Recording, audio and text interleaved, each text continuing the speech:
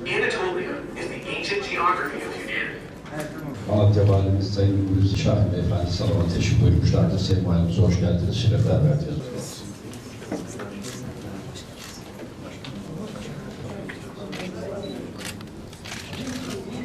Doğu Anadolu İhracatçıları Birlikleri ve İstanbul Kurum Birliği olarak bir araya gelmiş olduğumuz istişare toplantımızın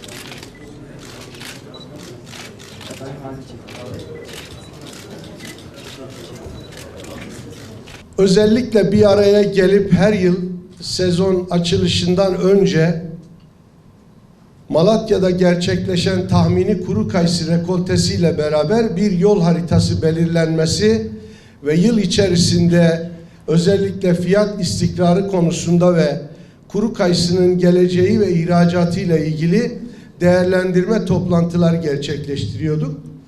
Tabii bu yıl özellikle Ege İhracatçılar Birliği'mizin ve Güneydoğu Anadolu İhracatçılar Birliği'mizin de aynı tarihte Malatya'da planladığı 2 günlük programla Malatya'da bizim de yapmış olduğumuz programı birleştirme kararı alıp hem bir araya gelme kültürümüzün daha çok gelişmesi ve sektörün sorunlarını aslında daha sağlıklı analiz edip daha doğru tespitler yapmak için 2 günlük bir programdı. Son zamanlarda biliyorsunuz özellikle dünyada tarımın ve tarım ürünlerinin ne kadar kıymetli olduğu bir dönem yaşıyoruz aslında. Tabii bu bir taraftan bunu da aslında fırsata çevirmek istiyoruz. Bugün Malatya dünya kuru kayısı ve yaş kayısı merkezi olmanın ve özellikle bu alanda önemli bir ticaret merkezi ve ihracat merkezi olmanın ülke ekonomisine yaklaşık 400 milyon doların üzerinde ve şehrin ekonomisini ayakta tutmaya çalışmanın haklı gururunu yaşıyor.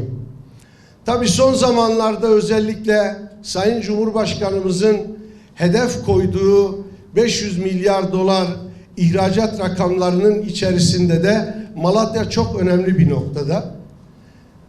Son 3 yıldır düşük rekolte ile karşı karşıya kaldığımız dönemlerde aslında bir fiyat istikrarı ve özellikle üretim maliyetlerinin çok zorladığı ve üreticimizin de zor durumda kaldığı bir dönemi yaşarken ama bunu bir fırsata çevirmenin de şu anda bizim önümüzde olduğunun farkındayız. Son zamanlarda kayısı gerçekten hem fiyat açısından hem de bir prestij ürün olmak açısından önemli bir dönem yaşıyor.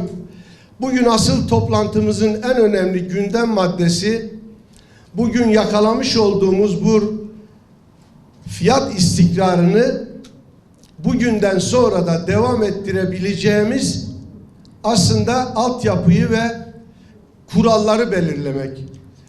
Onun için bugünkü toplantı bizim için, Malatya için, ülkemiz için, ülkemizin ihracatı açısından da çok önemli olduğunu düşünüyorum. Buradaki arkadaşlarımız Sayın Valim, bu hikaye 5.000 tonla başlamış, bugün 100.000 tonlara ulaşmış bir ihracat hikayesidir. Üreticimize sonsuz teşekkürler ediyoruz. Eğer onlar bu kadar kıymetli vakitleriyle sıcağın altında bu ürünü bu hale dönüştürmezselerdi, belki biz de bu ürünü satma fırsatı bulamazdık. Ama ihracatçılarımıza da, tacir ve tüccarlarımıza da özellikle bu ürünü bütün dünyanın dört bir yanına ve bütün dünya halklarına aslında onların damak tatlarına ulaştırdıkları ve bunu bir ekonomik gelir olarak da ülkeye getirdikleri için sonsuz teşekkürler ediyorum. Üreticilerimiz bu ürünü üretmeseydi biz ihracatçılar başka şey belki satabilirdik ama böyle bir ürünle gururla yurt dışında dolaşamazdık. 2 tane çok önemli ürünümüz var. Bir tanesi Ege'den incir, bir tanesi Malatya'dan kuru kayısı. Fındığı da ihmal etmiyorum. O da çok önemli. Bundan herhalde bir 25 yıl önceydi. Rekortemiz 30.000 ton diye Borsada bir gün bir toplantı yapmaya çalıştılar. Dediler ki ağaçları sökelim. Rekortemiz çok yüksek. Ağaçları sökelim, satılmıyor diye. O zaman yaklaşık 2 dolara satıyorduk. Bugün Allah'ın izniyle 250 bin tonu da satarız. 100 bini değil, 250'yi de satarız. Ve bugünü görüyorduk. Bugün 100 bin ton şu anda 8 dolara geldi. Şimdi çiftçimiz buna çok ciddi emek çekti. Hepsine başta saygılarımızı sunuyoruz. Allah razı olsun. Bu bir zincirin halkası. Bir tarafında topraktan başlıyor bu süreç. Dolayısıyla bunun her aşamasının çok iyi planlanıp iyi hesap edilmesi lazım. Zincirin herhangi bir halkasında yaşanacak aksaklık tüm süreci baltalar. Dolayısıyla bizler hem çiftçi boyutunu, tarımsal üretim boyutunu, hem pazara taşınma boyutunu, lojistik boyutunu, hem pazarlama boyutunu, hem de fiyat istikrarı boyutunu, aklıma gelmeyen daha pek çok daha faktör vardır tahmin ediyorum. Hepsini çok iyi planlayıp yerine getirmemiz lazım. Biz bunları yaparken şöyle bir avantajımız var. Sektörü domine ediyoruz. Eğer sektörü domine etmesek bunları bize yaptırtmazlardı. Bunları yapabilecek pozisyondayız. Allah bize büyük bir lütuf ihsan etmiş. Malatya bu işin merkezi. Ege incirin merkezi, kuru üzümün merkezi.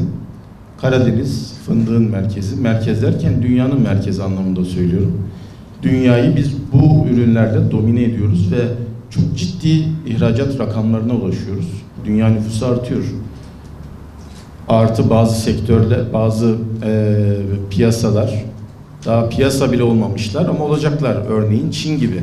Çin'de 1,5 milyar nüfus var. Kayısıyı henüz tatmamış değil mi? Yani bu bize büyük ufuklar açıyor. Bu sadece tabii kayısı konumuz olduğu için söylüyoruz ama bütün kuru meyveler için bu söz konusu.